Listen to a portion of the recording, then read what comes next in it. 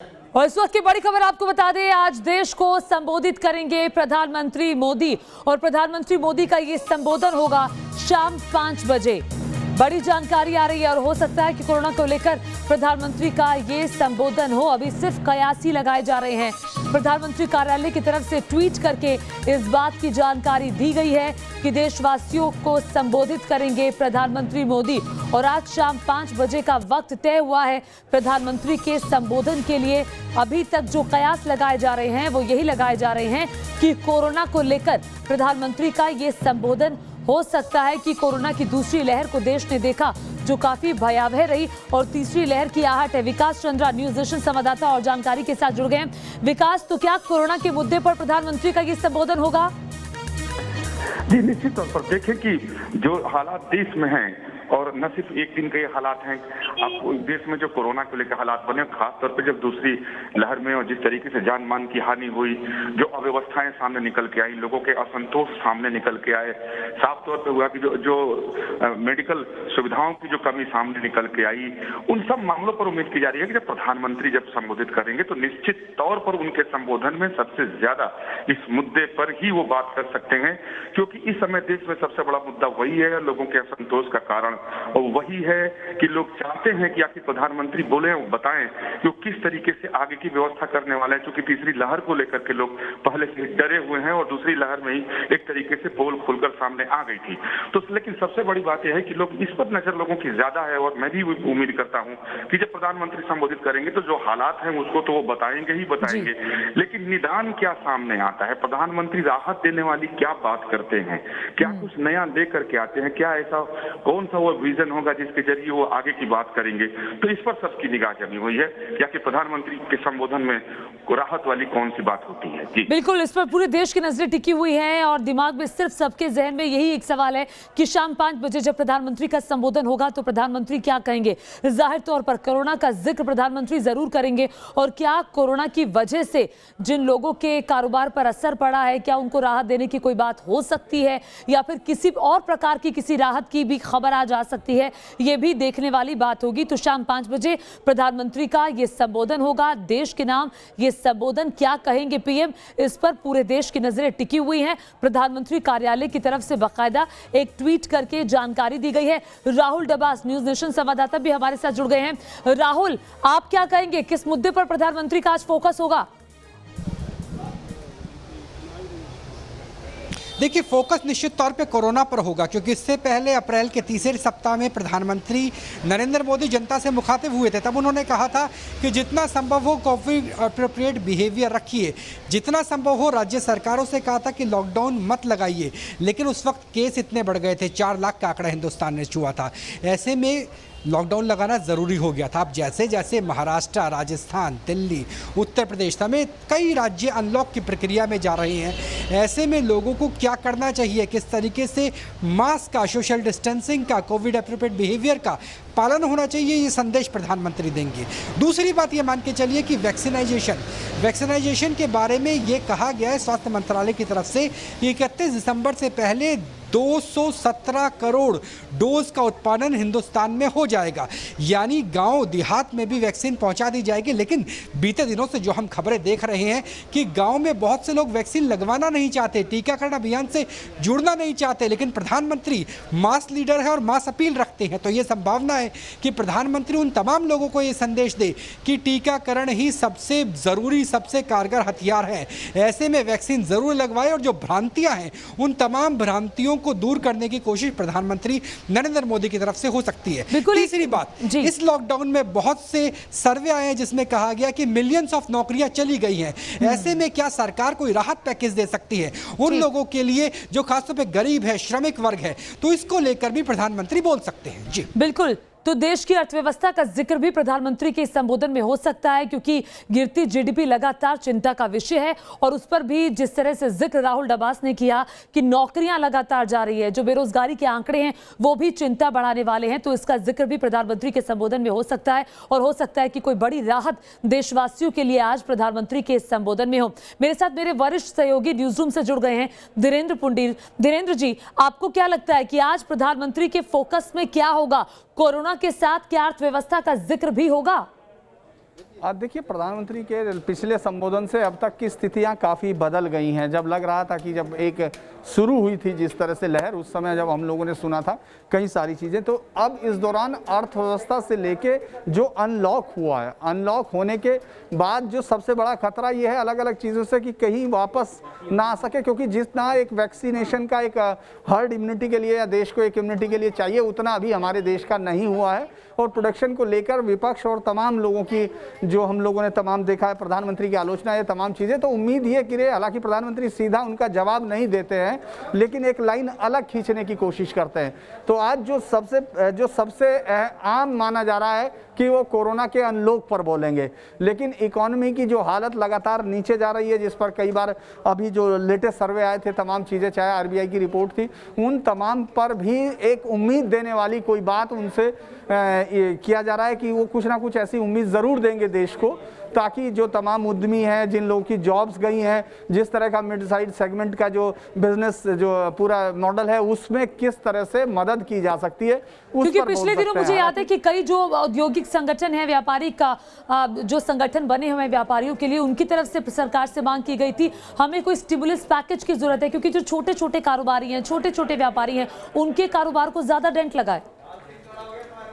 देखिए, तमाम चीज़ें ये सामने आई हैं, सारी सर्वे सब आए हैं, लेकिन प्रधानमंत्री हमेशा, मुझे लगता है कि कई बार हम लोग जो एसेस करते हैं उससे कुछ अलग लेकर आते हैं। तो सब लोगों की उम्मीद यही है कि प्रधानमंत्री जो आज देंगे वो मौजूदा परिस्थिति से ज़रूर जुड़ा हुआ होगा और उसके हल की तरफ जो उनकी तरफ से सोचा गया है उस पर वो लाइन होगी। यानी सरकार इस पूरे उससे, चूंकि 1 लाख के करीब अब केस आ गए हैं, जब 4 लाख तक हम लोगों के केस पहुंच चुके थे और जो डेथ की संख्या थी वो बहुत ज़्यादा हो चुकी थी, उसके बाद से अब प्रधानमंत्री देश के साथ सीधा संवाद कर रहे हैं, अलग अलग मन की बात में आए हैं और तमाम जगह हमने देखा, लेकिन पूरे देश के लोगों के साथ संवाद करने की आज है, तो तमाम लोग इंतजार कर रहे होंगे, चाहे वो पक्ष हो चाहे वो विपक्ष हो, और इन सब से अलग वो देश के लोग जो इस पूरे कोरोना से डर भी गए थे पूरी तरह, वो भी ये उम्मीद कर रहे होंगे प्रधानमंत्री कोई बड़ी चीज उनके लिए कहें। बिल्कुल देखना होगा कि प्रधानमंत्री जब 5 बजे देश को संबोधित करेंगे तो क्या कहेंगे। लोगों के अंदर उत्सुकता भी है। लाल सिंह फौजदार हमारे साथ सीधे जयपुर से जुड़ गए हैं, लाल सिंह का मैं रुख करूंगी। लाल सिंह, ये बताइए कि प्रधानमंत्री के संबोधन को लेकर कितनी उत्सुकता लोगों में है, क्योंकि जाहिर तौर पर जहन में सवाल यही है कि प्रधानमंत्री बोलेंगे तो कहेंगे क्या।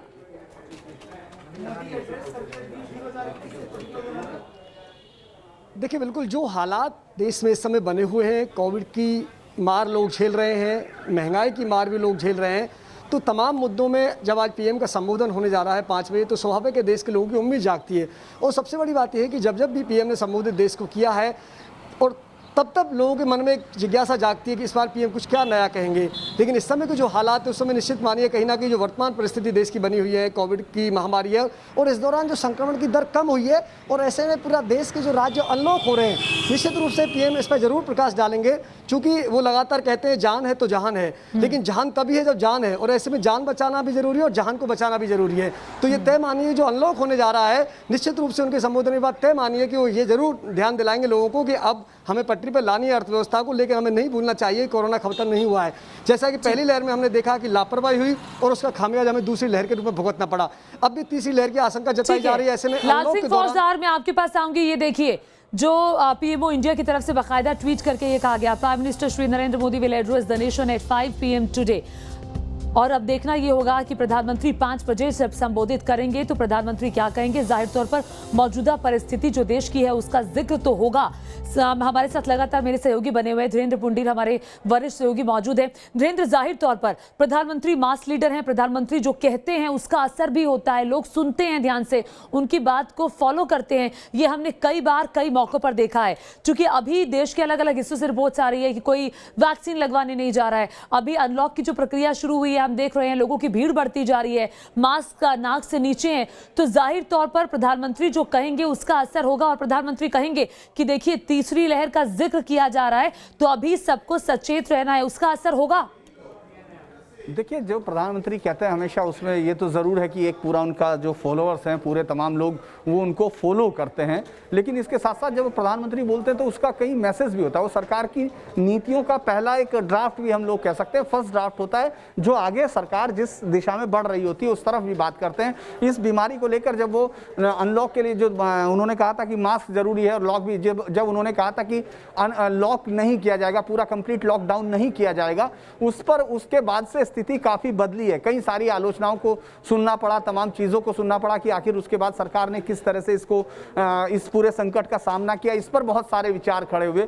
मुझे लगता है प्रधानमंत्री इस बारे में जरूर जिक्र करेंगे, क्योंकि वैक्सीनेशन एक ऐसी प्रोसेस है जिसको अब तक ये माना जा रहा है कि वही सीधा हमारा मुकाबला कर सकती है इस तीसरी लहर का। लेकिन उससे पहले जिस तरह से वैक्सीनेशन को लेकर, प्रोडक्शन को लेकर, उस चेन को लेकर तमाम सवाल खड़े हुए हैं, क्या उस पर बोलेंगे? क्योंकि जिस तरह से एक बड़ा एक आशाजनक तस्वीर जो सामने पेश की गई कि किस तरह से 217 करोड़ रुपए के करीब हम लोग ये वैक्सीनेशन इस साल के आखिर तक प्रोडक्शन कर सकते हैं, लेकिन उसका एक रोड मैप जरूर दिया है। लेकिन प्रधानमंत्री उस पर भी बात कर सकते हैं, क्योंकि जितने लोग अभी हम लोगों को हटते हुए दिख रहे हैं कि वो वैक्सीनेशन नहीं लगाना चाहते, उसके अलग अलग कारण बता रहे हैं, मुझे लगता है कि प्रधानमंत्री उसका जिक्र कर सकते हैं, उसको छूकर गुजर सकते हैं। लेकिन कोई एक और चीज मुझे लगता है उनके पास होनी चाहिए जो वो यकीनन बताना चाहेंगे, क्योंकि यानी कि आप वो एक सरप्राइज एलिमेंट की बात कर रहे हैं। राहुल, हमने कई मौकों पर देखा है जब प्रधानमंत्री आते हैं तो लोगों के मन में कई तरह की चीजें होती है कि प्रधानमंत्री इस पर कहेंगे, उस पर कहेंगे, आएंगे तो ऐसा बोलेंगे, लेकिन कुछ होता नहीं है। आपकी सोच के बिल्कुल बियॉन्ड, यानी कि बिल्कुल परे होता है। तो हो सकता है कि आज प्रधानमंत्री के संबोधन में कोई ऐसा सरप्राइज एलिमेंट हो जो हमने पिछले कई मौकों पर भी देखा है। बिल्कुल, हम बहुत बार ऐसा देख चुके हैं। जब इंडिया ने एंटी सैटेलाइट मिसाइल बनाई थी तब हमने उम्मीद नहीं थी कि ऐसा कुछ बोलेंगे, लेकिन प्रधानमंत्री ने बोला 10% जब देने की बात हुई कि राहत पैकेज दिया जाएगा, वो भी जीडीपी का 10%, उस वक्त उम्मीद नहीं की जा सकती कि इतना बड़ा राहत पैकेज होगा। हालांकि बाद में क्रिटिसिज्म भी हुआ कि ज़्यादातर लोन बेसिस पे दिया गया है, लेकिन वो भी एक अलग तरह का सरप्राइज एलिमेंट था। उम्मीद है कि सरप्राइज इस बार भी प्रधानमंत्री कर सकते हैं, क्योंकि एक बड़ी जनता ऐसी है जो लॉकडाउन से बुरी तरह से प्रभावित हुई है, जो अपने प्रदेशों में दिल्ली, मुंबई जैसे बड़े शहरों से छोड़कर जा चुके हैं और जो वापस आना शुरू कर रहे हैं। ऐसे में उन गरीब तबकों को क्या फायदा हो सकता है, और उन मिडिल क्लास को जो आमतौर पे भारत की रीढ़ की हड्डी, अर्थव्यवस्था की रीढ़ की हड्डी है, और वो लोग जो आमतौर पे एम्प्लॉयज देते हैं, यानी जो एक तरीके से रोजगार के अवसर पैदा करते हैं, क्या उन्हें कोई राहत दी जाएगी? क्योंकि इस वक्त जिस चीज की दरकार है वो दो ही चीजें हैं। पहला, अर्थव्यवस्था को गति दी जाए, और दूसरा, देश की अधिकांश जनसंख्या को वैक्सीन दी जाए। उम्मीद है कि प्रधानमंत्री इन दोनों ही मुद्दों पर बोलेंगे, और हो सकता है दोनों ही मुद्दों के साथ, क्योंकि दो मुद्दे हैं, विक्ट्री साइन भी दिख जाए। जी तो धीरेन्द्र, आपको क्या लगता है, क्योंकि मौजूदा वक्त तो कोरोना का है, उसी पर लगातार हम चर्चा कर रहे हैं, तीसरी लहर की बात हो रही है, क्या इसके बिल्कुल उलट भी कुछ हो सकता है आज? देखिए, मुझे लगता है कोई ना कोई सरप्राइज एलिमेंट भी हो सकता है, क्योंकि प्रधानमंत्री को हमेशा ऐसे मौक़ों का इस्तेमाल, उन्होंने जनता को उस तरह की चीज़ें, मैंने फिर कहा कि वो एक ड्राफ्ट के तौर पर आते हैं, वो उस चीज़ को जो नई पॉलिसी है उसको भी एक लाइन इंट्रोड्यूस कर देते हैं, जिस पर बाद में फिर पूरे देश की सरकार उस पर चलती हुई दिखती है। तो मुझे याद है जब पिछली बार स्टिमुलस पैकेजेस दिए गए थे निर्मला सीतारमण की तरफ से, तो उसका जिक्र सबसे पहले प्रधानमंत्री ने आकर के अपने संबोधन में किया था, और उसके बाद लगातार एक सीरीज ऑफ प्रेस कॉन्फ्रेंस हमने वित्त मंत्री की देखी थी। वही उसी तरह से मुझे लगता है कि कुछ ना कुछ थोड़ा अलग मुझे लग रहा है। कोरोना और तमाम चीज़ों के साथ साथ प्रधानमंत्री कुछ और भी बोल सकते हैं। हम लोगों ने काफ़ी दिन से बंगाल पर जब से चुनाव खत्म हुआ है उनको इस तरह से नहीं सुना है कि वो किसी एक बड़ी चीज़ पर आए हों। तो मुझे लगता है कि वो एक कोई ना कोई सरप्राइज एलिमेंट ज़रूर हो सकता है, क्योंकि कोरोना ये बिल्कुल आम वो है कि सब लोग मान रहे हैं कि कोरोना पर वो ज़रूर बोल सकते हैं। और तमाम इकॉनमी भी लग रहा है कि जो उनका एक, चूँकि पूरे देश को इस समय इकॉनमी पर बातचीत करते हैं, हम सुनते हैं चाहे वो रिजर्व बैंक हो, चाहे तमाम अर्थशास्त्री हो, तमाम लोग, और उसका सबसे ज़्यादा असर उन गरीब आदमियों पर पड़ रहा है जो अब वापस लौट रहे हैं, क्योंकि सैलरी कट हुई है, जॉब्स लॉस हुए हैं, तमाम चीज़ें हमको दिख रही हैं। लेकिन इसके बावजूद भी मुझे लगता है कि प्रधानमंत्री मोदी कुछ और भी चीज़ छू सकते हैं जो अभी तक मतलब हम लोग उसको टच नहीं कर पा रहे हैं, और प्रधानमंत्री मोदी एक सरप्राइज के तौर पर उसको ला कर दिखा सकते हैं। बिल्कुल, आपने कहा कि सरप्राइज एलिमेंट हो सकता है, लेकिन बड़ा सवाल तो ये है ना कि हम देश की अर्थव्यवस्था की बात करते हैं, विकास दर की बात करते हैं, हमारी जो विकास की रफ्तार है वो माइनस में चली गई है, जो कि सरकार के लिए एक बहुत बड़ी चिंता का विषय है। और कई कई मौकों पर इस तरह की खबरें भी आई हैं कि सरकार इन चीज़ों पर पैसा कम खर्च कर रही है, चूंकि पैसा नहीं है। ये भी एक सवाल है कि कहीं ना कहीं जो फ्लो है उसको पहले की तरह नॉर्मलाइज करने के लिए कोई कड़ा और बड़ा कदम उठाया जा सकता है क्या? देखिए, बहुत बड़ा अर्थव्यवस्था को लेकर बहुत बड़ा एक मैं नहीं समझता कि बहुत बड़ा कोई इतना बहुत ज़्यादा बड़ा कदम उठा सकते हैं, क्योंकि उनके अपने जो कंस्ट्रेन है वो भी है सरकार के पास। हालांकि 1 लाख करोड़ के करीब जीएसटी वो अभी भी ले रहे हैं, हालांकि अप्रैल से वो बहुत कम हो गया, लेकिन इसके बावजूद मुझे लगता है कि अर्थव्यवस्था को कंट्रोल करने की स्थिति होगी। कोशिश की जाएगी कि किसी भी तरह ये जिस तरह डिक्लाइनिंग स्टेट दिख रही है उसको रोका जा सके। और चूंकि जब सरकारी खर्चा बढ़ता है तो सरकारी खर्चा अक्सर इस समय पर बढ़ाया जाता है, ताकि जितना ज़्यादा खर्च होगा उतना वो आम आदमी तक पहुंचे, ये इस बात की कोशिश की जाती है। तो उस तरफ बढ़ेंगे, लेकिन आप बहुत ज्यादा। ठीक है धीरेन्द्र, मैं आपको बीच में रोक रही हूँ। देखिए, प्रधानमंत्री हमेशा चौंकाते हैं। इस साल का जो पहला संबोधन प्रधानमंत्री का देश के नाम रहा था वो 20 अप्रैल 2021 को रहा था, और ये दूसरा संबोधन इस साल का प्रधानमंत्री का है। और नीचे लगातार हम आपको काउंटडाउन भी दिखा रहे हैं। देखिए, 3 घंटे 14 मिनट 31 सेकंड बाकी हैं, जो सेकंड लगातार कम हो रहे हैं, तो लगभग 3.25 घंटे के आसपास का वक्त है। और न्यूज नेशन पर प्रधानमंत्री का संबोधन आप जरूर देखिए, क्योंकि न्यूज नेशन लगातार इस बड़ी खबर पर बना हुआ है कि प्रधानमंत्री कहेंगे तो क्या कहेंगे, प्रधानमंत्री के संबोधन में क्या सरप्राइज एलिमेंट होगा, क्या प्रधानमंत्री अर्थव्यवस्था की बात करेंगे, प्रधानमंत्री उसके साथ कोरोना को लेकर के किस तरह की चेतावनी देंगे, या फिर किस तरह की सलाह देशवासियों को देने वाले हैं, और किस तरह से प्रधानमंत्री कोरोना को लेकर जागरूकता फैलाने वाले हैं। और लगातार हमारे तमाम सहयोगी बने हुए हैं। देखिए, एक और चिंता का विषय राहुल, हम लगातार अपनी रिपोर्ट्स में अपने दर्शकों को दिखा रहे हैं कि फलाना गांव से बिहार की एक खबर आई, या यूपी के किसी गांव से खबर आई, या देश के किसी और हिस्से से खबर आई कि लोग वैक्सीन लगवाने के लिए नहीं जा रहे हैं। और लगातार हम अपने चैनल के जरिए और अलग अलग प्लेटफॉर्म्स पर प्रधानमंत्री भी कह चुके हैं कि वैक्सीन एकमात्र उपाय है जिससे हम कोरोना से बच सकते हैं। तो हो सकता है कि प्रधानमंत्री आज कहें, संबोधित करें कि देखिए, वैक्सीन तो लगवानी ही है, आपको जाना ही है अगर हमें कोरोना से लड़ना है और तीसरी लहर से बचना है। बिल्कुल, इसके पीछे 2 बड़ी वजह है। पहली वजह यह है कि जितने विशेषज्ञों से हमने बात की है, चाहे वो एम्स के डायरेक्टर हो, ICMR के डायरेक्टर हो, CSIR के डायरेक्टर जनरल हो, सबका ये कहना है कि अगली वेव अगर आएगी, तीसरी वेव अगर आएगी, तो वो गाँव को ज़्यादा प्रभावित करेगी। क्योंकि सीरो सर्वे बताता है कि दिल्ली मुंबई की जो पॉपुलेशन है उसमें जो पॉजिटिविटी रेट है, IgG एंटीबॉडी का रेट है, वो 50% से ज़्यादा है। और अब मान के चलिए, क्योंकि दिल्ली मुंबई में बहुत केस आए थे, 70% के आसपास तमाम बड़े शहरों से, पुणे को जोड़ लीजिए या फिर बेंगलुरु को जोड़ लीजिए, जयपुर को जोड़ लीजिए, लखनऊ को जोड़ लीजिए, वो तमाम शहरों में हो चुका है। अब ऐसे में सवाल उठता है कि जो लोग संक्रमित हो गए उन पर असर कम होता है, और जो संक्रमण से बचे हुए हैं उन पर असर ज़्यादा होता है। और वो बचे हुए कौन है?